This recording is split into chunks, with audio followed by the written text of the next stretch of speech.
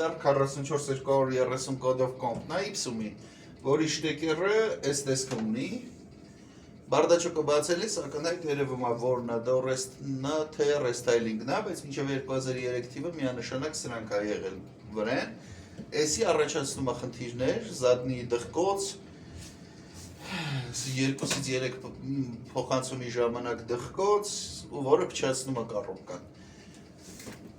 Այս տեսակ շտեկերով արդեն ռեստայլինգն է 2003-ից հետո մինչև 8 թիվը արտադրված, իրանց հետ էլ է խնդիրներ առաջանում։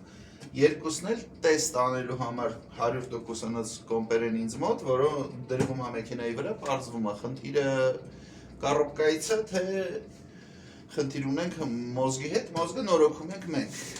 մոզգի հետ կապված խնդիր չկա, փոխանցումատուփի հետ կապված եթե ախտորոշում ենք ինչ-որ խնդիր, էլի հարկ եղած դեպքում փոխարինվում է, նորոգվում է, զբաղվում ենք այդ հարցերով։ Ունենք RAV4-ի դոր ռեստայլինգ, սա շատ դիֆիցիտ կոմպ է, 44810-ն է դոր ռեստայլինգի, որը մինչև 2004 թիվ RAV4-երի վրա է,